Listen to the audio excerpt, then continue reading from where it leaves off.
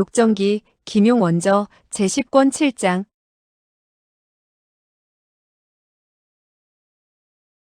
7. 살해된 오륙기. 위소보는 호기심이 일어 가죽 주머니에 채워진 줄을 풀고 살펴보다가 갑자기 큰 소리로 부르짖었다. 아이쿠, 아이쿠, 사람의 머리다. 두 눈을 부릅뜨고 나를 쳐다보는군. 하척수 역시 이상하게 생각하고 말했다. 그가 어떤 중요한 인물을 죽였는지 모르겠구나. 일부러 수급을 허리에 차고 있는 것을 보면 참 희한하다. 꺼내보도록 해라. 위소보는 말했다. 죽은 사람아, 죽은 사람아. 내 너를 꺼내주겠으니 너는 나를 물지 않도록 해라. 그는 손을 주머니 안으로 천천히 집어넣어 그 수급에 따은 머리를 잡고 들어올려 탁자 위에 올려놓았다. 촛불 아래에서 보니 그 수급은 눈을 동그랗게 뜨고 구레나룻을 밤송이처럼 뻗치고 있었다. 위소보는 크게 한 소리 부르짖고는 뒤로 세 걸음 물러서서 외쳤다. 바로 오영이시다. 하척수는 약간 놀라 물었다. 그대는 그를 아는가? 위소보는 말했다. 그는 우리 천지회의 형제 오륙기 형입니다. 그는 슬픔을 참을 수 없어 대성통곡했다. 천지회의 군웅들은 그가 미친 듯이 울부짖는 것을 듣고 대청으로 달려왔다. 오륙기의 수급을 발견하고는 모두 다 놀람과 의아함을 금치 못하며 얼떨떨한 표정을 지었다. 그리고 각기 손을 칼자루로 가져가며 하척수를 응시했다. 그녀가 오륙기를 죽인 줄로 안 모양이었다. 곧이어 쌍아가 달려나왔다. 위소보는 그녀의 손을 잡고 수급을 가리키며 말했다. 쌍아, 너의 의남매인 오영이다.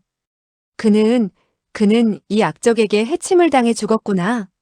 그는 귀종의 앞으로 다가가서 그의 몸을 매섭게 몇 번 걷어차고 서천천등에게 말했다. 오형의 수급을 이 악적이 몸에 달고 있었소. 사람들은 다시 그 수급을 바라보았다. 핏자국은 이미 말라 있었고 목이 있는 곳은 석회를 뿌려 놓았다. 약물과 석회를 뿌려 썩지 않도록 한 모양이었다. 쌍아는 수급을 어루만지며 소리내어 통곡했다. 이력새는 말했다. 냉수를 퍼부어 이 악적을 깨워 자세한 사실을 물어본 후 그를 죽여 오형의 원한을 갚도록 합시다. 군웅들은 모두 그러자고 했다. 하척수는 말했다. 이 사람은 나의 사제인데 그대들은 그의 머리털 하나라도 다치게 해서는 안 돼요. 그녀는 손을 뻗쳐 무쇠로 만들어진 오른손의 갈고리를 드러내더니 탁자 위에 놓여있는 초를 향해 몇 번 휘두르고 표현이 안으로 들어갔다. 현정 도인은 노하여 부르짖었다. 설사 그대의 사부라 하더라도 그를 짓이겨 젖을 담겠다. 갑자기 풍재중이 어하더니 왼손의 두 손가락으로 초를 토막 내 한 조각 집어들었다.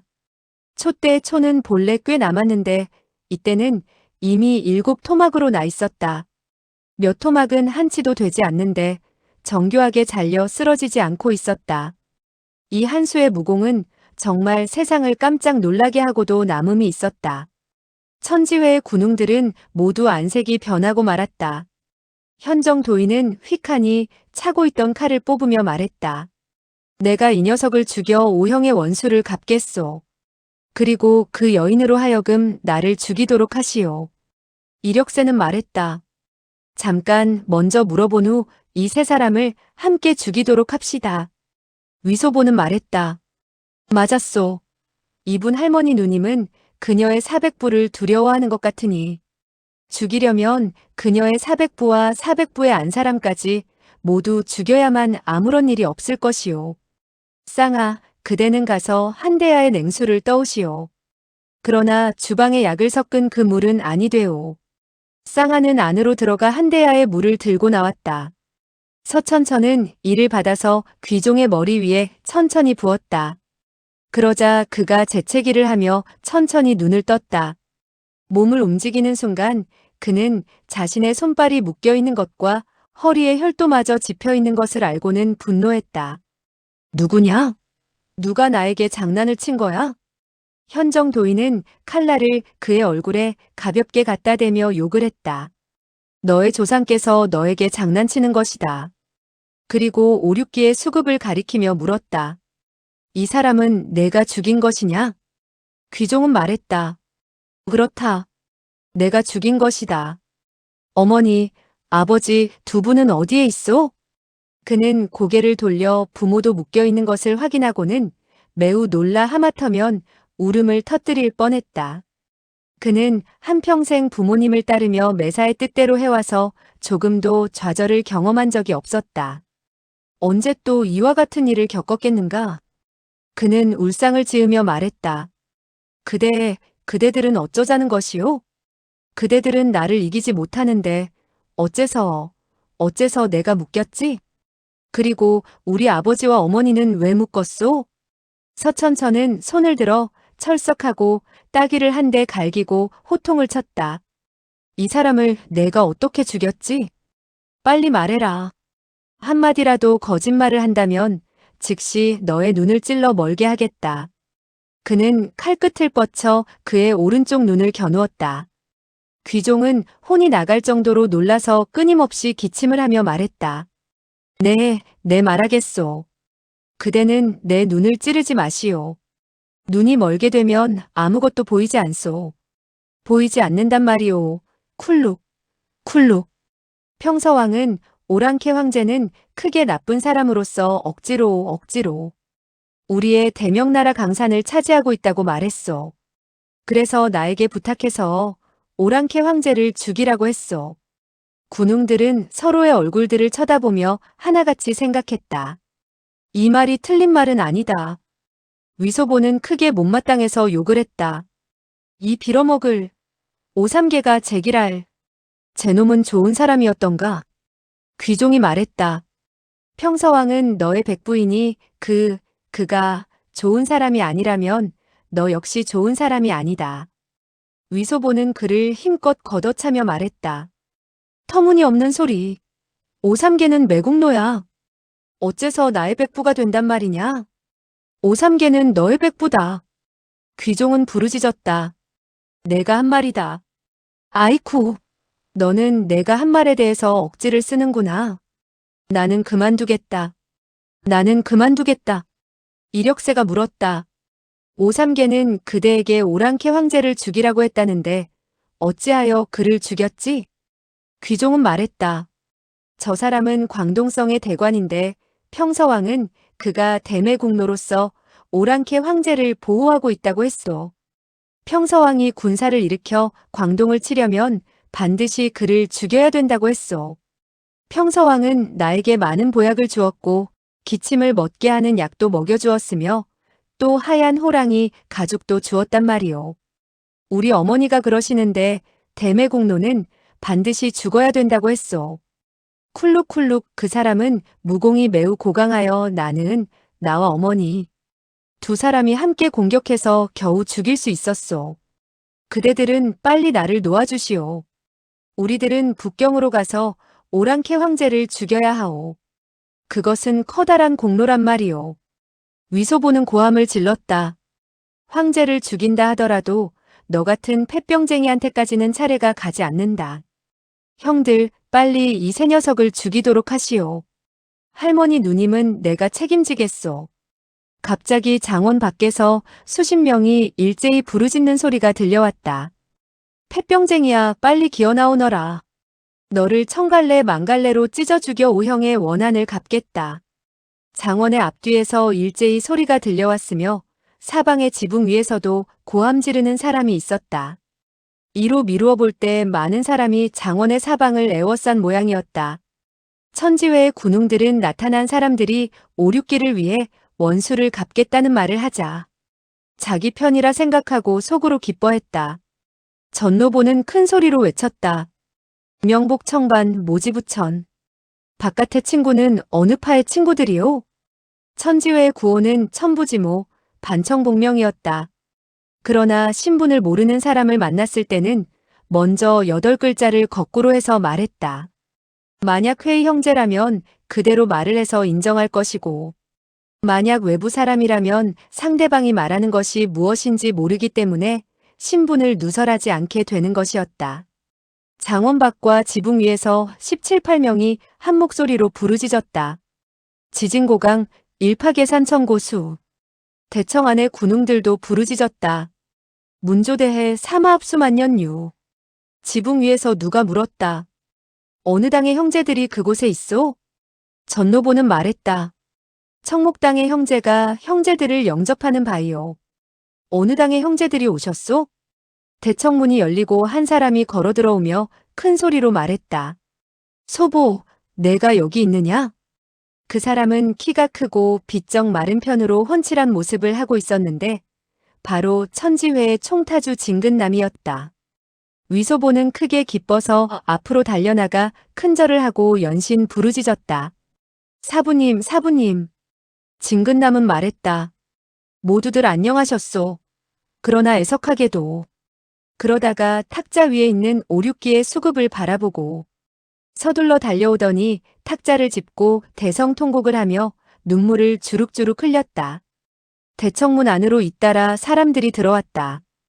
광서성 가우당의 향주 마초흥, 귀주의 적화당 향주 고지중 등도 그 안에 들어있었다. 사람들은 귀종을 발견하자 다투어 칼을 뽑았다. 그리고 20명이나 되는 광동 홍순당의 부하들은 더욱더 증오에 찬 표정을 지었다. 귀종은 한꺼번에 여러 사람들이 흉신학살같이 덤벼들려는 기세를 보자 두어 번 기침을 하더니 그만 기절해버렸다. 진근남은 몸을 돌리고 물었다. 소보, 너희들은 어떻게 이 3명의 악당을 잡았느냐? 위소보는 이제까지의 경과를 말했다. 그러나 서천천 등이 어떻게 하여 귀종에게 희롱을 당하고 자신이 오지영으로 가장하는 등 추악한 일들은 아예 들먹이지 않고 최후로 한마디를 덧붙였다. 이 3명의 악당들은 모두 무공이 대단합니다. 우리들은 이길 수가 없었습니다. 다행히 할머니 누님이 계셔서 도와주셨기 때문에 잡을 수 있었습니다. 그러나 이 할머니 누님은 이 늙은이를 자신의 사백부라고 하며 우리가 그를 묶어 오형의 원한을 갚는 것을 허락하지 않았습니다. 진근남은 눈살을 찌푸렸다. 무엇이 할머니 누님이냐? 그녀는 나이가 할머니 뻘인데 얼굴 모습은 누님 정도였습니다. 그래서 저는 그녀를 할머니 누님이라고 부르는 것입니다. 진근남은 말했다. 그녀는 뒤에 숨어 있으며 그녀의 사백부를 만나려 하지 않습니다. 사부님, 그리고 고형, 마형, 그대들은 어떻게 이곳까지 오셨지요? 진근남은 말했다. 이 악적이 오형을 해친 것을 알고 우리들은 즉시 정가를 보내 사면팔방에서 뒤쫓아오게 되었단다. 청목당의 사람들은 새로 나타난 사람들과 인사를 나누었다. 원래 산동, 하남, 호북, 호남, 안위성의 각 당의 형제들도 참여하고 있었는데 그들의 대부분은 장원 밖에서 지키고 있었다. 고지중과 마초흥은 동시에 말했다.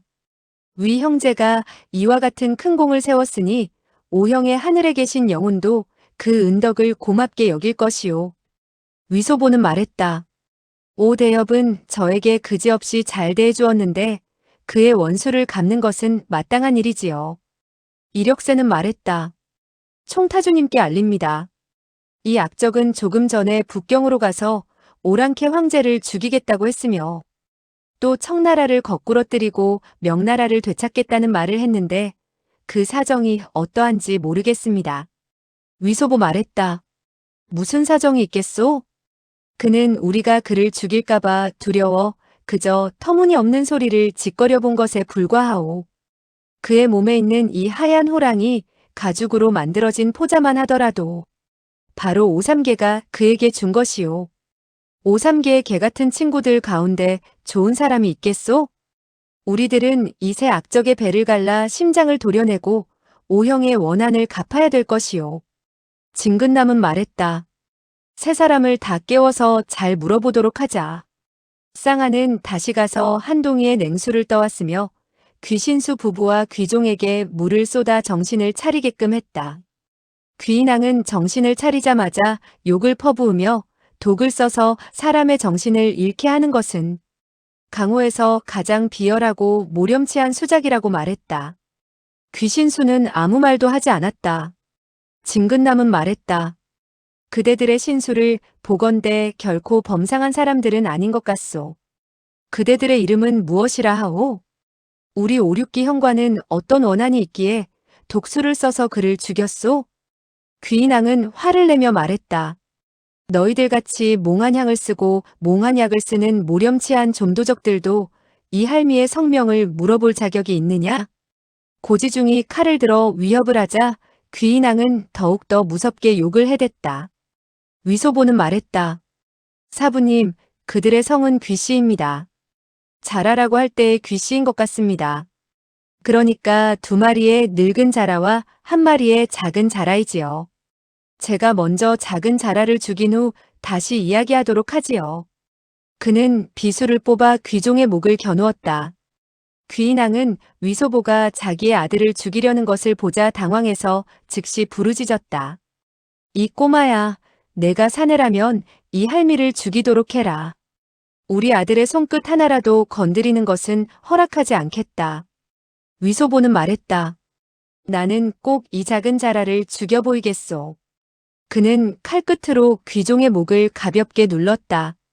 가볍게 갖다 대는 정도였으나 비수는 지극히 예리해서 귀종의 목에서는 즉시 피가 흘러나왔다.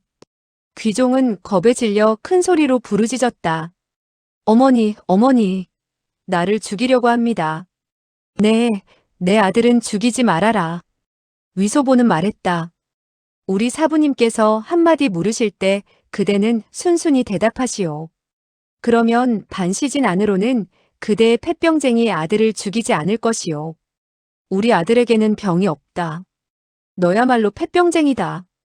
귀인왕은 이렇게 말하며 위소보가 자기 아들을 잠시 동안 죽이지 않는다고 약속했으므로 약간 마음을 놓았다. 위소보는 일부러 연신 기침을 하면서 귀종의 말투를 흉내내며 말했다. 엄마야, 나는 콜록 곧 죽게 되었다. 엄마야, 빨리 솔직히 이야기해라. 콜록. 나는 폐병에 걸린 것이 아니고 강도단두병에 걸렸어. 뾰족한 칼날에 목이 잘려지는 병에 걸렸으며 전신이 토막이 나서 젖을 담그는 병에 걸렸단 말이야. 콜록. 그는 매우 비슷하게 흉내를 내고 있었다. 귀인왕은 그만 모골이 송연해져서 외쳤다. 그만둬. 우리 아들의 말을 흉내내지 말아라. 그러나 위소보는 계속해서 흉내냈다. 엄마야, 묻는 말에 빨리 대답하지 않으면 나는 콜록. 다시 배가 갈라지는 병이 생길 것이고 창자가 흘러내리는 병도 걸리게 될 거야. 그는 귀종의 옷을 걷어올리고 비수 끝으로 그의 비쩍 마르고 갈비뼈가 앙상하게 솟아난 가슴팍을 베는 신용을 했다.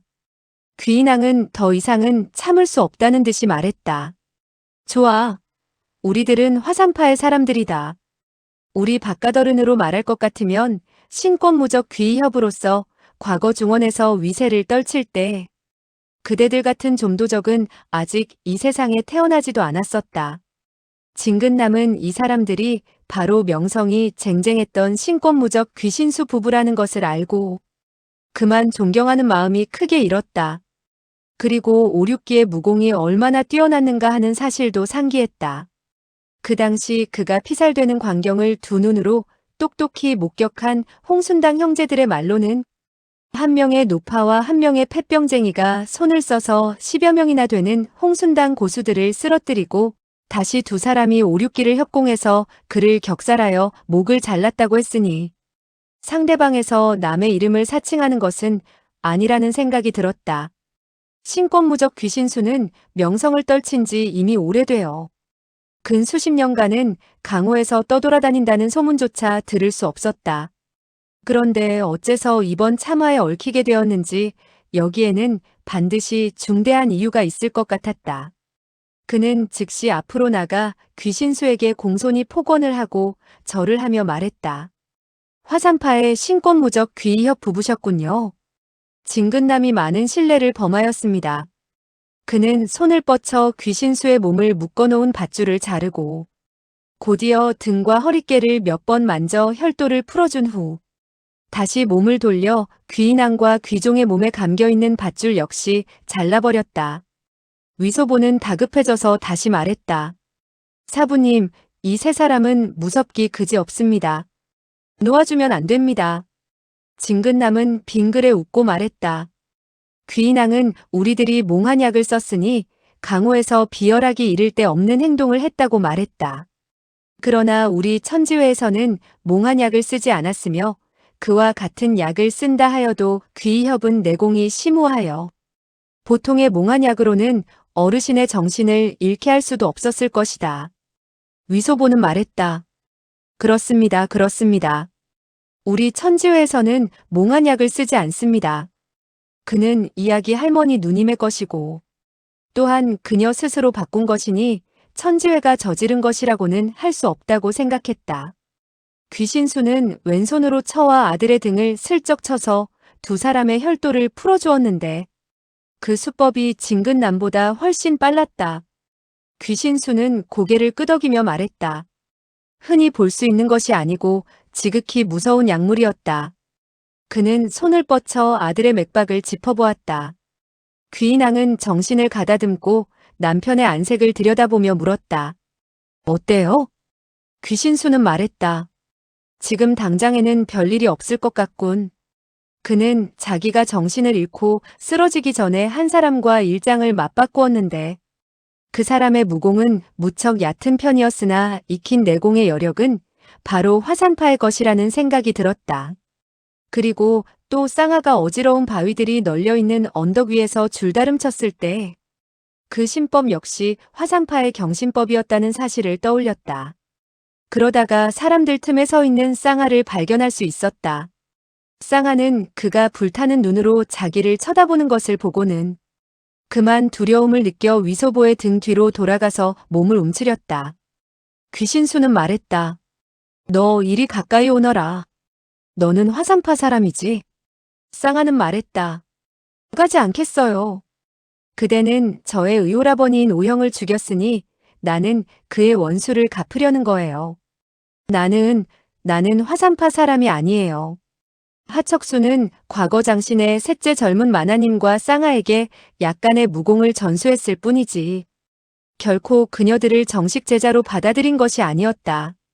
그렇기 때문에 그녀들에게 자신의 문호와 파벌을 말하지 않았으므로 화산파라는 석자는 쌍아로서는 오늘 처음 듣는 셈이었다.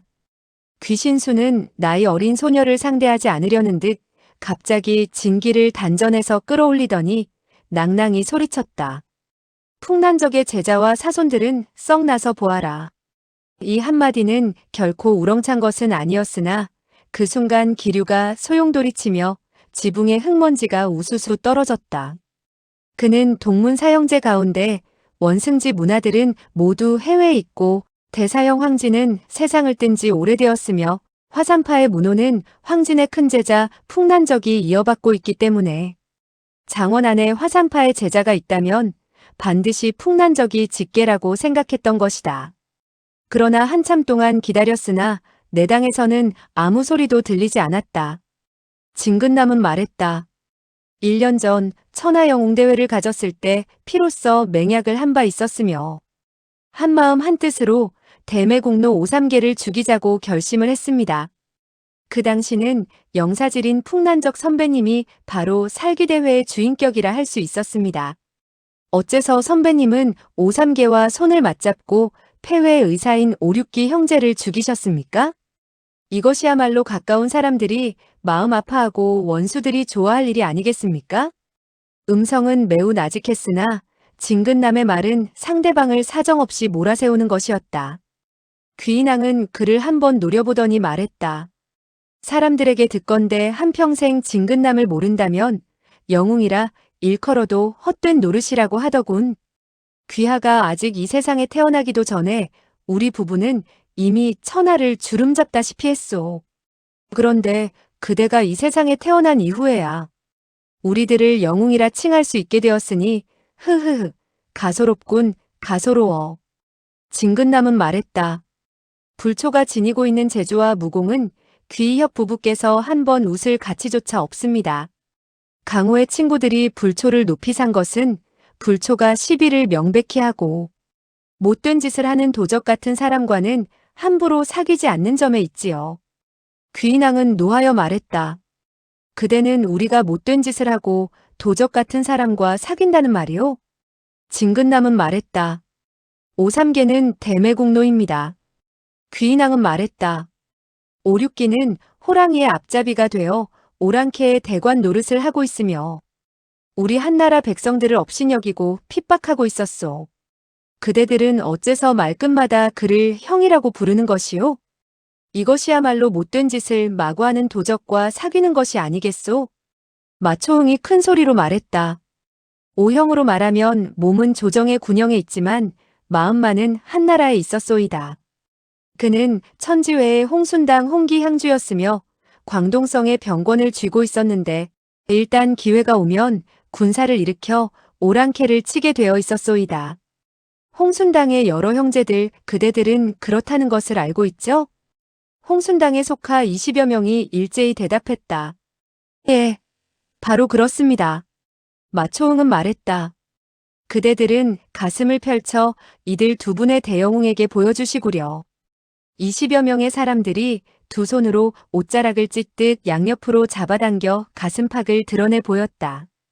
가슴팍에는 천부지모, 반청복명이란 8글자가 문신으로 새겨져 있었는데 그것들은 살갗 속으로 깊이 파고 들어간 상태였다. 귀종은 줄곧 아무 소리도 하지 않고 있다가 20여 명의 가슴팍에 8글자가 문신되어 있는 것을 보고 손뼉을 치며 웃었다. 재미있군, 재미있어. 천지회의 군웅들은 모두 녹이 띈 눈으로 그를 바라보았다. 진근남은 귀신수에게 말했다. 자제분께서는 재미있다고 느끼시는 모양인데 귀희혁 부부께서는 어떻게 생각하십니까? 귀신수는 후회하는 듯 크게 고개를 가로젓더니 귀인왕에게 말했다. 사람을 잘못 죽였군. 오삼계란 간악한 적에 속임수에 넘어갔어. 귀인왕은 이 말을 듣자마자 왼손을 뻗더니 마초흥의 허리에서 칼을 뽑아 자신의 목으로 가져가 자신의 목을 찌르려 했다. 진근남은 부르짖었다. 안. 재빨리 오른손을 뻗쳐 그녀의 왼쪽 손목을 잡았다. 귀인왕은 오른손으로 후려쳤다. 진근남은 왼손을 들어 맞받았는데 두 사람의 몸이 흔들렸다. 진근남은 왼손에 두 손가락을 뻗쳐 칼등을 휘어잡았다. 귀인왕은 다시 오른손으로 진근남의 가슴팍을 노리고 일장을 후려쳐왔다. 진근남이 만약 이를 받는다면 칼을 빼앗을 수 없게 되어 그녀는 곧 자결을 할 판이었다. 조금 전 그녀와 일장을 맞바꾸었을 때 그녀는 이미 늙어 내력에 있어서 자기보다 약하다는 것을 알았지만 그 손 씀씀이는 번개같이 빠르고 권각법에 있어서의 재간은 절묘하기 이를 데 없어. 자기가 만약 한 걸음이라도 물러선다면 맨손으로 다시는 그녀의 손에 들린 무기를 빼앗을 수 없다고 생각하고 즉시 가슴팍을 내밀어 펑하니 그녀의 일장을 억지로 맞받았다. 귀인왕은 어리둥절해지게 되었고 진근남은 왼손에 두 손가락으로 그녀의 칼을 빼앗아서는 뒤로 두 걸음 물러섰으나 왁하니 한 모금의 선혈을 토해냈다. 귀인왕이 칼을 비껴들고 자결을 하려고 했을 때 귀신수가 만약 손을 썼다면 물론 저지할 수 있었겠지만 그 역시 자기가 오륙기를 잘못 죽였다는 사실을 알고 부끄러움과 후회에 사로잡힌 나머지 자결하여 사과할 뜻을 가지고 있었던 터라 처의 행동을 말리지 않았는데 진근남이 자신의 몸을 돌보지 않고 위험을 무릅쓰면서까지 귀인왕의 손에 들린 강철 칼을 빼앗는 것을 보고는 더욱더 부끄러움과 고마움이 착잡하게 얽혔다. 그러나 그는 별로 언변이 없는 사람인지라 그저 다음같이 말할 뿐이었다. 진근남이 당금 세상의 호걸이라는 말은 과연 명불허전이구려. 진근남은 탁자를 짚고 기식을 조절한 후에야 비로소 입을 열 수가 있었다. 모르고 한 것은 죄가 되지 않습니다. 오형을 해쳐 죽인 원흉은 바로 오오오사암.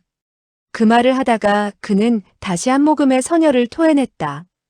귀인왕은 나이가 많았지만 옛날의 공력 대부분을 아직도 지니고 있는 상태였다. 진근남은 그녀의 손에 들린 무기를 빼앗기 위해 운기행공하여 자신의 몸을 보호할 수가 없었기 때문에 그 일장이 결코 가벼울 수가 없었던 것이다. 귀인왕은 말했다. 진총타주, 내가 만약 자결을 한다면 그대의 성의를 저버리게 되는 것이요. 우리 부부는 반드시 오랑캐 황제를 죽이고 다시 오삼계라는 간악한 도적을 죽이고 말겠소. 그리고 땅바닥에 엎드려서 오륙기의 수급을 향해 큰 절을 3번 올렸다. 진근남은 말했다. 오륙기 형은 이를 처리함에 있어서 은미를 기해하였기 때문에 강호의 많은 영웅들이 그의 위인됨을 모르고 그를 마구 욕했지요. 어지신 두 분께서 이번에 손을 쓴 의도는 원래 매곡노를 주살하자는 것이었지만 애석하게도 그는 참지 못하고 눈물을 흘렸다. 귀신수 부부는 마음속으로 똑같은 생각을 하고 있었으며 강희와 오삼계를 찔러 죽인 후에 자결하여 오륙기에게 사과하리라고 결심했다. 그러나 바깥으로 이런 말을 할 필요가 없다고 생각하고는 동시에 진근남에게 폭언을 하며 말했다. 진총타주, 이만 작별을 할까 하오. 진근남은 물었다. 두 분께서는 잠시 발걸음을 멈추고 불초의 말씀을 들어주십시오. 귀씨 부부는 아들의 손을 잡고 막 문 밖으로 나가려다 그 말을 듣고 발걸음을 멈추었다. 진근남은 말했다. 오삼계가 운남에서 군사를 일으켜 지금 천하가 크게 소란해질 판인데 이것은 바로 우리 한나라 산천을 되찾을 좋은 기회라고 할 수 있습니다. 많은 영웅들이 북경에 모여 대책을 강구하고자 합니다. 모두들 뜻이 같고 길이 같으니 두 분 선배님도 함께 북경으로 가셔서 상의를 하시는 게 어떻겠습니까? 귀신수는 속으로 양심의 가책을 받고 있었기 때문에 다른 사람들과 얼굴을 맞댈 수 없는 심정이라 고개를 흔들고 다시 바깥쪽으로 걸음을 옮겨 놓았다. 위소보는 그들 두 사람이 황제를 죽이려 간다는 말을 듣고 속으로 이 세 사람의 무공이 지극히 고강한데 소황제가 미처 방비하지 못한 사이에 그들에게 해침을 당해 죽는 일이 있어서는 안 된다는 생각에 부르짖었다. 이는 천하의 큰일인데 그대들의 공자는 일하는 것이 엉망진창이외다. 이번에도 일을 망치게 만든다면 그대들 세 사람이 설사 한꺼번에 자살을 한다 하더라도 그야말로 취기만년이 될 것이외다. 그는 다른 사람들에게 유치만년이라는 수거를 들은 적이 있었으나 제대로 외지 못하고 취기만년이란 말로 대신했던 것이다. 엉터리로 말했지만 귀씨 부부는 그 뜻을 알아차렸다. 귀신수는 자기의 무공이 고강하나 이를 보는 데는 남들처럼 똑똑하지 못하다는 것을 알고 있었다. 그렇지 않았다면 오삼계의 말만 듣고서 이렇게 큰 잘못을 저지르지는 않았을 것이다. 위소보의 그와 같은 말을 듣자 그만 가슴속이 서늘해져서 속으로 생각했다. 황제를 찔러 죽인다는 것은 확실히 나라의 큰일이다. 위소보는 다시 말했다. 지금의 황제는 나이가 어리고 일을 제대로 몰라. 오삼계로 하여금 반란을 일으키게 하는 등 어리숭한 점이 있어. 그대들이 만약 그를 죽여 나이 지긋한 오랑캐가 황제의 자리에 오르게 되면 우리 한나라의 강사는 바로 그대들 손에서 없어지는 셈이외다. 귀신수는 천천히 고개를 끄덕이며 몸을 돌렸다. 진근남은 말했다. 두 분 선배님, 이 아이가 아직 나이가 어려서 말하는데 위아래가 없으니 위험을 거슬린 점 너무 탓하지 마시기 바랍니다. 그는 두 손을 마주잡고 사과의 뜻을 표한 후 다시 입을 열었다. 그러나 그가 걱정하는 바는 긴 시간을 두고 생각해 볼 문제라고 여겨집니다. 그와 같이 큰일은 우리들이 깊이 생각하여 방법을 정한 이후에 움직이는 것이 어떻겠습니까? 귀신수는 속으로 한 번 잘못했으면 그만이지 두 번 잘못할 수는 없으며 일시적인 수치와 분노 때문에 만대에 걸쳐 죄인이 될 필요는 없다고 생각했다. 좋소. 진총타주의 분부를 따르겠소. 진근남은 말했다. 분부란 말씀은 당치도 않습니다. 내일 오전에 모두 북경으로 함께 가셔서 저녁 무렵에 이해의 거처에서 모여 함께 대사를 논의하고자 합니다. 두 분의 의향은 어떠신지요? 귀신수는 고개를 끄덕였다. 진근남은 위소보에게 물었다. 너는 거처를 옮겼느냐? 제자는 여전히 그곳에 살고 있습니다. 진근남은 말했다.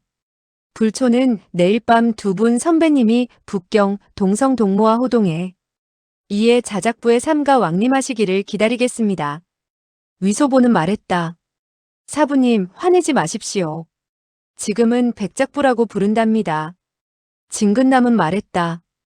허, 또 벼슬이 올랐군. 귀인왕은 눈을 부릅뜨더니 위소보를 바라보았다. 그대 역시 오삼계의 조카로서 역시 몸은 조정에 있으나 마음은 한나라에 있으며 대의로서 가까운 사람을 없애고자 하는가? 위소보는 웃었다. 나는 오삼계의 조카가 아닙니다. 오삼계는 나의 증손자지요. 진근남은 위소보를 크게 꾸짖었다. 선배님 앞에서 무례한 행동을 하면 못 쓴다. 빨리 절을 하고 사죄하도록 해라. 위소보는 말했다. 예. 그는 무릎을 꿇는 신용을 했으나 행동은 느릿느릿하게 해서 시간을 지체했다. 귀신수는 손을 쳐들었다. 처와 시종들을 거느리고 곧장 문 밖으로 나섰다. 바깥에는 잘만한 곳이 없다는 것을 알고 있었으나 차라리 굶으며 노숙을 하면 했지 천지회의 군호들과 마주보고 있을 염치가 없었던 것이다. 귀종은 어릴 적부터 짝꿍이 없는 형편이었는데 위소보가 영리하고 나이가 어려 무척 놀기 좋다고 생각되자 위소보에게 손짓하며 말했다. 꼬마야, 너는 날 따라와라. 나와 같이 놀자. 위소보는 말했다. 그대는 나의 친구를 죽였으니 그대와는 놀지 않겠소. 벼랑간 획 하는 소리가 나면서 한 사람의 그림자가 어른거렸다. 귀종이 달려들어 냉큼 위소보를 잡고 문 밖으로 들고 간 것이다. 이 한수의 솜씨는 지극히 빨라 조금 전에 가볍지 않은 상처를 입고 있었고 거리도 상당히 멀어서 진근남은 도저히 손을 쓸 수가 없었다. 천지회 군웅들 가운데 한 사람도 떼늦지 않게 저지할 만한 사람이 없었다. 귀종은 껄껄 소리내어 웃으며 말했다. 하하하, 우리 다시 숨바꼭질을 하자. 그리고 재미있게 놀자꾸나. 귀신수는 안색을 굳히며 호통을 내질렀다. 얘야, 내려놓아라. 귀종은 감히 부친의 말을 거스를 수가 없어 위소보를 내려놓았으나 입술을 삐죽거리며 울먹울먹했다. 귀인왕은 위로했다. 얘야, 우리는 두 사람의 서동을 사서 너와 함께 놀도록 해주겠다. 귀종은 말했다. 서동은 놀기가 좋지 않아요. 저 꼬마가 놀기 좋아요. 우리 저 꼬마를 사도록 해요. 귀신수는 그의 아들이 못난 꼴을 보이자 아들의 손을 잡고 재빠른 걸음으로 문을 나섰다. 군웅들은 서로의 얼굴을 쳐다보았다. 모두들 오륙기가 일세의 영웅인데 저토록 얼간이 같은 자의 손에 죽었다는 사실이 너무나 억울하다고 생각했다. 위소보는 말했다. 사부님, 제가 가서 할머니 누님을 나오시게 해서 여러분들과 인사를 나누도록 하겠습니다. 그는 쌍아와 함께 후당으로 갔다. 그러나 하척수는 이미 떠나고 없었다. 셋째 젊은 마님은 여자의 몸으로 군웅들과 만나보기가 거북하다고 하며 그저 하녀들에게 술과 밥을 마련해서 손님들을 환대하라고 분부를 내렸다.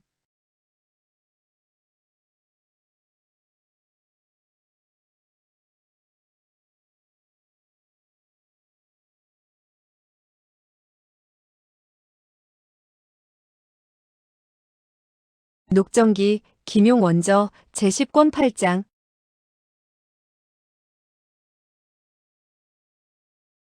8.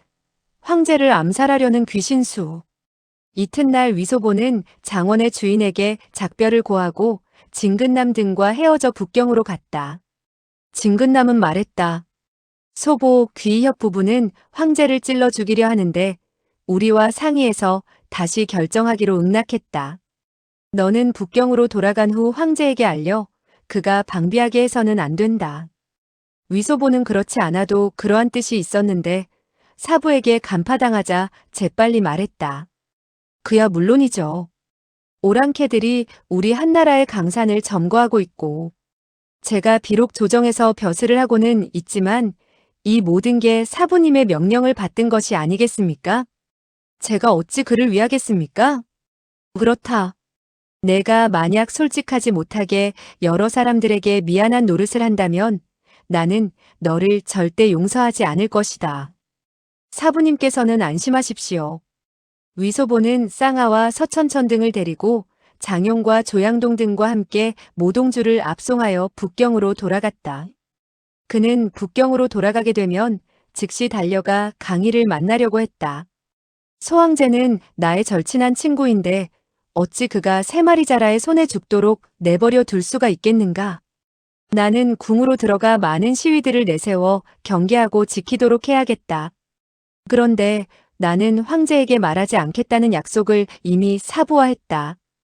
대장부라면 신의를 지켜야 하니 말할 수는 없다. 그러나 3마리 자라가 성공하지 못하도록 해야 한다. 그가 막문을 나서려는데 진근남이 이미 고지중과 마초홍 등을 데리고 들이닥쳤다. 위소보는 속으로 야단났다고 생각했다. 어째서 당신네들은 이토록 빨리 오시는 거요? 그러나 그는 억지로 환한 얼굴을 하고 잔치를 벌여서 접대를 했다. 얼마 후 천지회 군웅들이 차례로 도착하였다. 곧이어 목검성이 철배, 창룡 유대흥, 요두사자 오립신, 성수거사 소강 일행을 데리고 왔다. 모광부의 사람들은 이미 북경에 있다가 소식을 듣고 일제히 모임에 참석하러 온 것이었다. 사람들이 술과 밥을 먹고서도 다시 한참 동안 기다렸을 때 귀씨 집안에 3사람이 왔다. 위소보는 다시 분부하여 따로 상을 차리도록 했으나 귀인왕이 먹고 왔다고 말했다. 귀종은 사방을 두리번거리더니 저택이 매우 화려한 것을 보고 말했다. 꼬마야, 너의 집 모양은 평서왕의 왕궁과 별로 차이가 없구나. 너는 거짓말을 하지 않았어. 오삼계는 정말 너의 백부였구나. 맞아, 오삼계는 바로 나의 아들놈이다. 불효막심한 자식이지. 위소보는 말을 하다가 갑자기 입을 다물었다. 그는 한마디 하고 싶은데 말을 하면 사부님께서 화를 내실 것 같아 말투를 바꾸었다. 3분께서 이미 식사를 하셨다면 모두 동쪽 객실로 가셔서 차를 드시도록 하시구려. 사람들은 동쪽 객실로 나갔다. 곧이어 차와 간식이 나왔고 위소보는 하인과 하녀들을 모조리 내보냈다. 진근남은 다시 10여 명의 무리들을 내보내 객실 주위와 지붕 위에서 지키도록 한 이후에야 문을 닫고 빗장을 걸어 잠그고 큰일을 논하기에 이르렀다. 진근남은 먼저 귀씨 부부와 모광부의 사람들을 인사시켰으며 5, 6기의 일은 들먹이지 않았다. 귀씨 부부는 이미 은퇴한 지 오래되었지만 유대홍, 오립신 등은 그들을 우러러보았던 터라 매우 공손하게 대했다. 귀인왕은 단도직입적으로 말했다. 오삼계가 군사를 일으켜 호남과 사천성으로 공격해 들어오게 되었는데 군사의 기세가 무척 날카로워 파죽지세라 하오. 오삼계는 과거 오랑캐에게 투항을 하여 대명나라의 천하를 오랑캐에게 넘겨준 바 있어. 아주 커다란 죄를 지었다고 하겠으나 결국은 그 역시 한나라 사람이외다. 우리 귀 둘째 나리의 의견을 말씀드리지요. 우리는 황궁으로 들어가 오랑캐 황제를 죽여 오랑캐들로 하여금 대가리가 없어진 뱀으로 만들어 난장판을 만들려는 것이요. 여러분들의 고견은 어떠하시오? 목검성이 말했다. 오랑캐 황제는 물론 죽여 마땅합니다만 그렇게 되면 오삼계란 간악한 도적에게 협조하는 꼴이 되지 않겠습니까? 귀인왕은 말했다. 오삼계가 모광야를 죽였으니 목공자는 물론 그를 놓아주고 싶지 않겠지요. 그러나 만주인과 한인을 분간하는 것은 가장 중요하오. 우리는 먼저 오랑캐들을 죽인 이후에 오삼계는 천천히 처치해도 늦지 않을 것이외다. 유대홍이 말했다. 오삼계가 만약 군사를 일으켜서 승리한다면 그 자신이 바로 황제가 될 것이고 그렇게 되었을 때 그를 다시 처부수기란 쉽지 않은 노릇입니다. 이 후배의 견해는 우리가 먼저 오랑캐와 오삼계가 서로 죽고 죽이도록 만들자는 것입니다. 그래서 우리가 어부지리를 얻자는 것이지요. 그렇기 때문에 이 후배는 지금 오랑캐 황제를 죽여서는 안 된다고 생각합니다. 그는 허연수염을 기르고 있었으나 귀씨 부부가 이미 명성을 떨친 지 오래되었기 때문에 스스로 후배라 칭하였던 것이었다. 모광부의 사람들은 오삼계와 그야말로 바다처럼 깊은 원한이 있었기 때문에 반드시 오삼계가 먼저 망하는 꼴을 보아야만 통쾌하게 여길 정도였다. 귀인왕은 말했다. 오삼계가 내걸고 있는 것은 명나라를 일으키고 오랑캐를 토벌한다는 깃발이며 주삼태자를 보좌하여 등극시키겠다는 뜻이외다. 여기에 오삼계가 군사를 일으킨 경문이 있으니 모두들 보시기 바랍니다. 그는 품에서 커다란 종이를 꺼내 탁자 위에 펼쳤다. 진근남은 즉시 이를 읽어내려갔다. 원래 사내관을 지키던 총병이고 오늘날에 이르러서는 성지를 받들어 천하의 수륙군사를 거느린 대원수이며 명나라를 일으켜 세우고 오랑캐를 토벌하겠다는 대장군 오는 천하 문무관들과 백성들에게 경문을 돌려 알리노라. 본지는 대대로 대명나라의 은혜를 받았으며 사내관을 지키고 있었다. 진근남은 몇 마디 읽고 나서 다시 그것을 해석했다. 그리고 첫 번째 한 부분을 설명한 이후 다시 읽어갔다. 아래는 이자성이 어떻게 북경을 깨뜨렸고 명나라의 숭정 황제가 어떻게 돌아가시게 되었는지 설명했다. 그는 군부의 원한을 갚기 위해서 부득이 청나라에게 군사를 빌려 도적을 쳐부수게 되었다고 설명했다. 그리고 다음과 같이 말하고 있었다. 다행히 커다란 역적을 토벌한 우리는 대통을 이을 황제를 세웠다. 본인은 만주 오랑캐를 이 땅에서 몰아내려고 했었다. 하지만 교활하기 이를 데 없는 오랑캐는 하늘의 뜻을 거스르고 맹약을 저버려 우리의 안이 허술한 틈을 타서 영경을 차지하였다. 그리하여 선대 명나라의 천하를 가로챘으며 우리 중국의 제도를 바꾸어 놓았다. 나중에서야 본인은 호랑이를 물리치려고 이리를 끌어들인 잘못과 장작을 안고 불을 끄려는 실수를 저지르고 말았다는 사실을 알게 되었소. 후에 만주 사람들에게 군사를 빌린 것이 잘못이라는 사실을 알았으나 애석하게도 때가 늦고 말았지요. 귀인왕의 말에 유대홍은 싸늘히 코웃음을 쳤다. 이 간악한 도적은 그럴듯하게 말하고 있지만 이것은 모두 거짓이외다. 귀인왕은 말했다. 진총타주 계속해서 읽어내려가도록 하시오. 예. 그는 계속해서 읽었다. 본인은 그야말로 양심에 찔려 피를 토할 지경이며 후회가 막급이었소. 그리하여 북으로 창을 되돌려 잃었던 땅을 되찾고 오랑캐들을 소탕하려고 했는데 공교롭게도 선왕의 세 번째 태자를 만나게 되었소이다. 태자는 겨우 3살 난 아이였는데 허벅지에다 문신을 남겨서는 어떤 사람에게 맡겨져 목숨을 이어가고 있는 몸으로서 종묘사직이 이 사람에게 걸려있다고 하지 않을 수 없소. 그리하여 잠시 은인자중하게 되었고 때를 기다리면서 장수를 뽑고 군사를 연마하여 은밀히 나라를 되찾고자 애써온 것이 벌써 30년이나 되었소. 유대홍은 거기까지 듣더니 더 이상 참을 수 없다는 듯 탁자를 두드리며 말했다. 개방귀 같은 소리다. 개방귀 같은 소리야. 이 이리의 심장에게 간을 지닌 천지에서 용납받지 못할 간악한 도적이 만약에 정말 반푼어치라도 명나라를 되찾겠다는 마음이 있었다면 어째서 태자를 죽였더란 말이오? 이 일은 천하가 모두 알고 있는 일인데 어찌 억지를 쓴단 말이오? 군웅들은 유대홍이 수염과 눈마저 곤두세울 정도로 화를 내는 것을 보고 하나같이 그의 충성심과 의지에 탄복하지 않을 수 없었다. 그리고 오삼계가 12년 전에 곤명의 저자거리에서 영력 황제 부자를 교살한 사실은 아무리 교활한 변명을 하더라도 변명이 되지 않는다고 생각했다. 유형의 말씀이 옳습니다. 오삼계는 결코 충신의사가 아닙니다. 이러한 사실은 삼척동자도 알고 있습니다. 그러나 우리가 오랑캐 황제를 찔러 죽이고자 하는 것은 청나라를 쳐부수고 무너뜨려 명나라를 되찾겠다는 것이지 결코 오삼계를 도와 황제가 되도록 하는 것이 아니외다. 귀인왕의 말에 이어 진근남은 말했다. 내가 이 경문을 다 읽고 난 후에 차근차근 의논하도록 합시다. 그는 계속해서 읽어내려갔다. 이렇게 되어 오랑캐의 우두머리가 무도하게 날뛰고 간악하고 사악한 자들이 날뛰게 되었으며 도의를 지키자는 선비들은 모두 죽임을 당하다시피 하였소. 그리하여 소인배들이 높은 벼슬에 올라 여기까지 읽고 위소보를 향해 빙긋이 웃으며 말했다. 소보, 이 한마디는 바로 너를 두고 하는 말이다.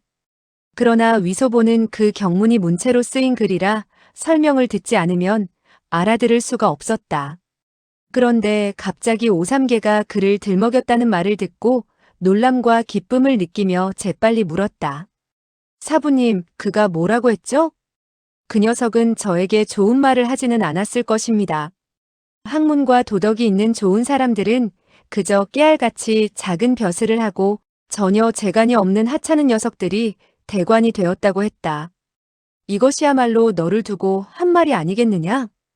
그 자신은요? 그의 벼슬은 나보다 더 큰데 그렇다면 그는 나보다 더 쓸데없는 인간이 아니겠습니까? 사람들은 모두 웃으며 말했다. 맞았소.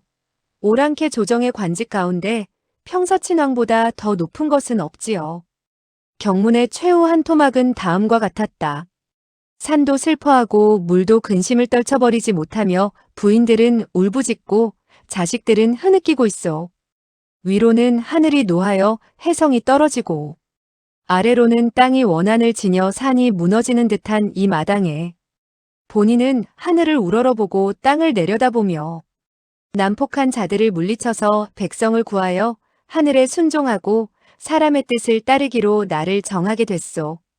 그리하여 점을 쳐본 결과 갑인년 정월 원단의 태자를 삼가 모시고 천지신명께 제사를 올려 대보에 오르시도록 했음을 널리 알리는 바이요. 건원주자. 진근남은 읽고 난 후 설명했다. 사람들 가운데 진근남과 목검성 두 사람 이외에는 글 공부를 한 사람이 없었기 때문에 하나같이 이 경문은 마치 바른 말만 하고 있는 듯 느끼고 있었다. 그래서 무엇이 잘못되어 있는지 꼬집어 말할 수가 없었다. 목검성은 잠시 생각에 잠겨 있더니 말했다. 진총타주, 그가 주삼태자를 모시고 대보에 오르게 되었다면 어째서 대명나라의 국호를 되찾지 않고 주라는 국호로 바꾸어야 한단 말이오? 이 가운데 실로 커다란 빈틈이 있다고 하지 않을 수 없소. 더군다나 주삼태자인가 하는 사람이 진짜인지 가짜인지 누가 알겠소? 그런 인물이 있다는 말은 들어본 적이 없는데 갑자기 밑도 끝도 없이 불쑥 튀어나왔소이다. 10중 8구 5삼계는 철 모르는 어린애를 끌어다가 주삼태자라고 말하면서 인심을 불러 모으고 있지만 기실은 그를 꼭두각시처럼 조종하고 있는 것이 틀림없는 것 같구려. 모두들 고개를 끄덕이며 그렇다고 했다. 귀인왕은 말했다. 오삼계가 주삼태자를 괴뢰로 삼았다는 것은 결코 의심할 수 없는 일이지요. 하지만 주삼태자는 어린아이가 아니요. 선왕이 서거하신 지 이미 30년이 지났으니 만약 주삼태자가 진짜라면 적어도 30여 세는 되었을 것이오. 위소보는 말했다. 30여 세라도 철 모르는 꼬마가 있는 법이지요. 헤헤.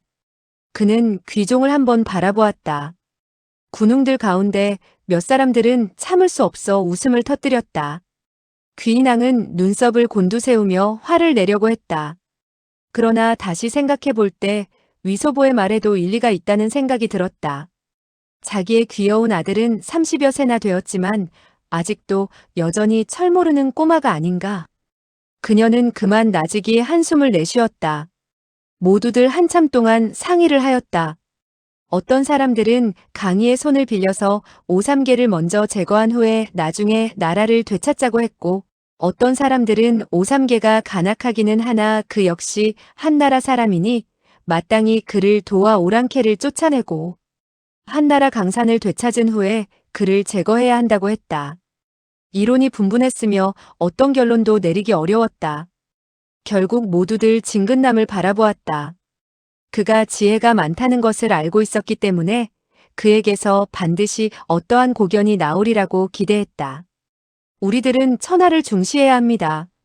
만약 지금 강희를 죽인다면 오삼계의 세력은 물론 크게 강해지겠으나 대만의 정왕야께서 바다를 건너 서쪽으로 정벌을 나서게 될 것이고 군사들을 복건성과 절강성으로 상륙시켜 곧장 강소성으로 공격해 올 것입니다.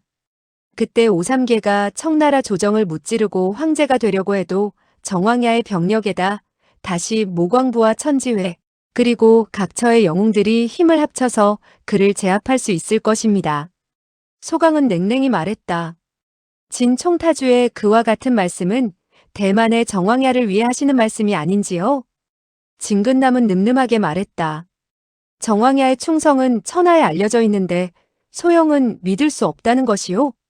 소강은 말했다. 진 총타주가 충성스럽고 용감하며 의협심이 깊다는 것은 모두 다 알고 탐복하고 있소이다. 그러나 정왕야 곁에는 간사하고 비열한 소인이 적지 않게 있는 것도 사실이요. 위소보는 참을 수 없다는 듯이 말했다. 그 말도 맞습니다. 예를 들자면 일검무혈 풍석범 그리고 정왕야의 작은 아들 정극상도 모두 좋은 사람이 아닙니다. 진근남은 그가 자기의 말에 찬동하지 않는 것을 보고 약간 의아한 생각이 들었다. 그러나 그의 말도 거짓이 아니라는 생각이 들어 크게 한숨을 내쉬었다. 귀인왕은 말했다. 오랑캐를 쫓아내는 것이 가장 으뜸가는 대사입니다. 누가 황제가 되든 우리가 관계할 필요가 없으나 청나라를 무찌르는 것은 반드시 이루어져야 할 일이니 명나라를 되찾고 못 찾는 것은 천천히 상의하도록 합시다. 대명나라의 숭정 황제만 해도 좋은 사람이라고 할 수 없었지요. 진근남과 모광부의 군웅들은 언제나 주씨의 명나라에 충성하고 있던 터라 이러한 말을 듣자 모두 안색이 변했다. 목검성은 말했다. 우리가 주씨 자손을 옹호하여 그 자리를 되찾도록 하지 않는다면 설마하니 오삼계란 대간적을 옹위해야 한다는 말이요? 귀종이 갑자기 말했다. 오삼계는 매우 좋은 사람이지요. 그는 나에게 흰 호랑이 가죽으로 만든 옷을 선물했어. 그대들은 본 적이 있어? 그는 저고리를 들추더니 흰 호랑이 가죽을 보여주며 매우 의기양양한 태도였다. 귀인왕이 그를 나무랐다. 터무니없는 소리를 짓거릴 때가 아니다. 소강은 냉소했다. 귀 도련님의 눈에는 가죽으로 만든 마고자가 우리 한나라의 강산보다도 중요한 모양이군요. 귀인왕은 진노하여 말했다. 얘야, 그것을 벗어라. 귀종은 어리둥절해졌다. 무엇하게요? 귀신수는 손을 뻗더니 아들의 허리에 찬 장검을 뽑았다. 광채가 번쩍이는 가운데 찍찍찍 하는 소리가 났다. 귀신수의 손에 들린 장검의 끝이 아들의 몸 뒤, 어깨 쭉지, 손과 팔등이 있는 곳에서 오락가락했다. 모두들 깜짝 놀라 의자에서 벌떡 몸을 일으켰으며 귀신수가 아들을 찔러 죽이는 줄 알았다. 그런데 귀종이 입고 있는 마고자가 17, 8조각이 나서 그의 주위로 떨어지면서 그 속에 입고 있던 비단옷이 드러났다. 귀신수의 이 검법은 정말 정확하게 이를 데 없도록 쓰인 것이다. 마고자만 잘라놓았을 뿐 안에 입고 있는 비단옷은 조금도 자르거나 구멍을 내지 않았다. 군웅들은 이를 똑똑히 보고 일제히 갈채를 보냈다. 귀종은 깜짝 놀라 어리둥절하며 기침을 해댔다. 그리고 울음을 터뜨릴 것 같은 얼굴을 하고 말했다. 아버지, 쿨룩. 쿨룩. 아버지, 쿨룩. 나. 귀신수는 손을 휘둘러 장검을 검집에 꽂더니 자신이 걸치고 있던 마고자를 벗어서 아들의 몸에 걸쳐주며 말했다. 입어라. 귀인왕은 땅바닥에 떨어진 흰 호랑이 가죽 조각을 집어서는 한창 타오르고 있는 화로 속에다 집어던졌다. 불길이 크게 솟아오르면서 가죽이 타는 노린내가 퍼지는 가운데 흰 호랑이 가죽이 점점 사그라들었다. 위소보는 소리쳤다. 정말 애석하구나, 애석해. 귀신수는 위소보를 힐끗 노려보더니 말했다. 가자. 그는 아들의 손을 잡고 대청문 쪽으로 걸어갔다. 진근남은 말했다. 귀협께서 큰일을 하시겠다면 저희들은 삼가시키시는 대로 거행하겠습니다. 귀신수는 말했다. 감당할 수 없소. 그럴 필요도 없소. 그는 대청문 쪽으로 향했다. 위소보는 그가 즉시 손을 쓰려는 것임을 알았다. 그렇다고 지금 당장 황제에게 달려갈 수도 없어서 시간을 늦추어 그를 저지할 생각에 큰 소리로 말했다. 황궁 안의 집들은 1만 칸은 되지 않는다고 하더라도 5천 칸은 될 것입니다. 그대는 오랑캐 황제가 어디에 거처하고 있는지 아십니까? 귀신수는 어리둥절해졌으나 그 말에도 일리가 있다고 생각하며 고개를 돌리고 물었다. 그대는 아는가? 위소보는 고개를 가로저었다. 아는 사람이 없지요. 오랑캐 황제는 자객이 두려워서 매일 밤 자는 곳을 바꾼답니다. 어떤 때는 장충궁에서 자고 어떤 때는 경양궁에서 자며 어떤 때는 한복궁이나 연희궁에서 자며 어쩌면 여경원, 우화각, 육경궁에서 잘지도 모르지요. 그는 계속해서 7, 8채의 궁궐 이름을 들먹였다. 귀신수는 그 말을 듣고 눈살을 찌푸렸다. 위소보는 다시 말했다. 설사 황제의 신복인 태감, 시위들이라 하더라도 그가 오늘 밤에 잘 곳은 알지 못한답니다. 그렇다면 어떻게 해야 황제를 찾을 수 있겠는가? 황제가 조정의 일을 보려고 모습을 드러내면 문무백관들은 모두 다 그를 볼 수 있지요. 그러나 그가 대궐 안으로 들어가 버리면 그 자신은 보고 싶은 사람을 찾을 수 있지만 다른 사람은 그를 영원히 찾을 수 없습니다. 사실 강인은 잠자리를 바꾸는 것도 아니었다. 그러나 귀신수 부부는 초야에 묻혀 살던 사람들이라 어찌 황궁 내의 규칙을 알겠는가? 위소보의 터무니없는 말을 듣고 황제가 자객을 엄히 방비하기 때문에 마땅히 그렇게 할지도 모른다고 생각하고 크게 망설이는 빛을 띄웠다. 위소보는 귀신수가 얼굴에 난처한 빛을 띄우는 것을 보자 의기양양해져서 물었다. 귀나으리 황제에게 얼마나 많은 비자들이 있는지 아십니까? 귀신수는 흥 했을 뿐 아무 말도 하지 않았다. 위소보는 말했다. 이야기꾼들의 말을 들으면 황제에게는 306원이 있으며 후궁의 미녀가 3,000명이나 된다고 하더군요. 오랑캐 황제의 마누라는 그토록 많지 않습니다. 3,000명은 안 되고 그저 900명 정도에 불과하죠.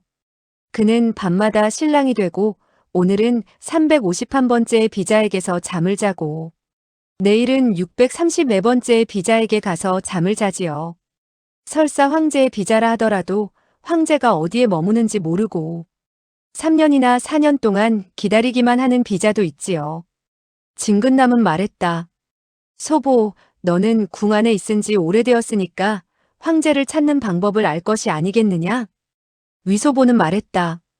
대낮에는 찾기 쉽지만 저녁에는 어떻게 해도 찾을 수 없답니다. 진근남은 말했다. 그렇다면 내일 대낮에 우리들이 옷차림을 바꾸고 변장을 한 이후 내가 인솔한 가운데 궁 안으로 잠입해서 일을 벌이면 될 것이 아니겠느냐? 이분 전영제와 오둘째 형은 내가 데리고 궁 안으로 들어가거라. 그는 전노본과 오립신 두 사람을 가리켰다. 위소보는 말했다. 전형은 주방에만 가보았을 뿐이지요. 그리고 오둘째 형 일행은 황궁으로 들어갔다가 위사들에게 발각당했지요. 황제의 얼굴을 볼 수 있는 곳에서 10만 8천 리나 떨어진 곳이었지요. 전형과 오둘째 형, 그대들은 어떻게 생각하시나요? 전노본과 오립씨는 고개를 끄덕였다. 그들 두 사람은 황궁을 들어가 보았으며 궁 안에서 황제가 있는 곳을 찾는 것은 바다에서 바늘을 찾는 것과 같다는 사실을 알고 있었다. 위소보는 말했다.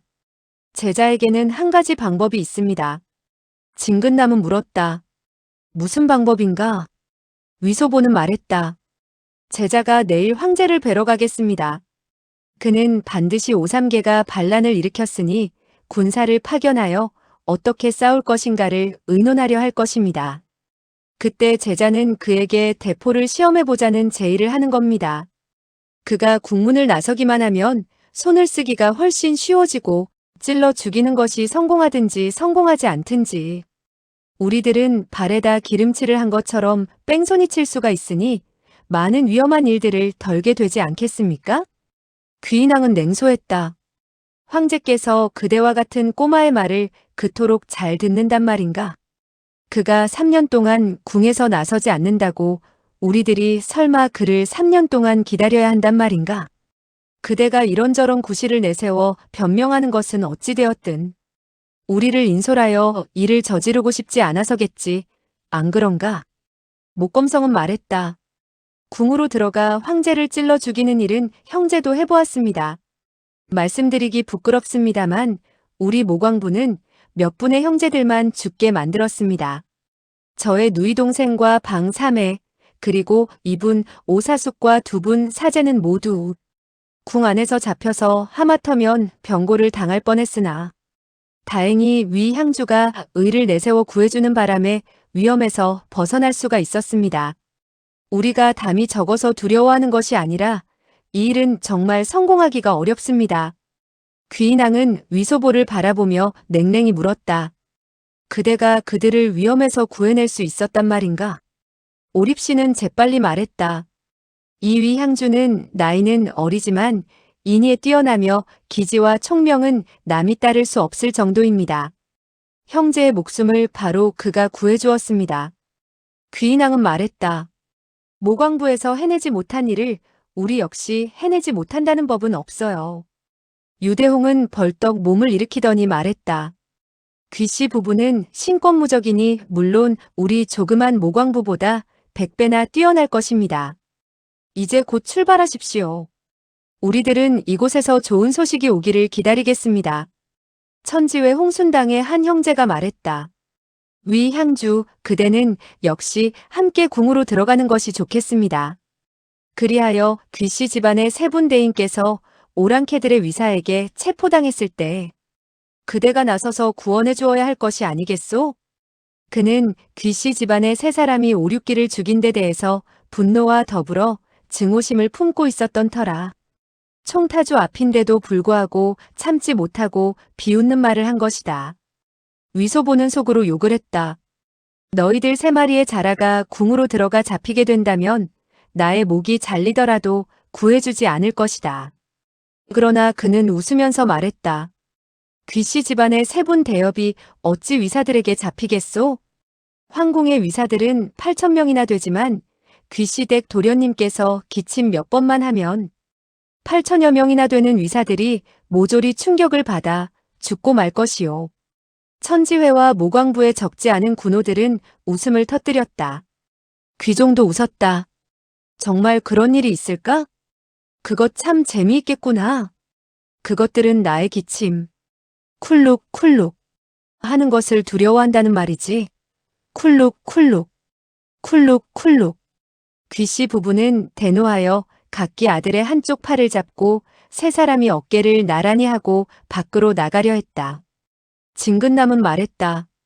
귀희협 잠시 노기를 가라앉히십시오. 형제에게 방법이 있습니다. 귀인왕은 그가 평소부터 지혜가 많다는 사실을 알고 있었기 때문에 몸을 돌리고 그가 말하기를 기다렸다. 진근남은 말했다. 귀희협 부부는 무예가 고강하여 당대의 무적이십니다. 그러나 위험한 곳으로 깊이 들어가면 역시 중과부적입니다. 우리들은 역시 만전지책을 강구. 귀인왕은 말했다. 나는 진 총타주에게 무슨 고견이라도 있는 줄 알았지요. 그녀는 몸을 돌려 대청의 문 쪽으로 걸어갔다. 유대흥과 오립신이 갑자기 재빠른 걸음으로 서둘러 문 앞을 막아섰다. 유대홍이 말했다. 2분이 오삼계를 도와주려는 것을 우리 모광부에서는 결코 허락할 수 없소이다. 귀인왕은 말했다. 아니, 손을 쓰겠다는 말이에요? 유대홍은 말했다. 2분은 먼저 우리 사형제를 죽인 후 문을 나서서 오삼계를 도와주도록 하십시오.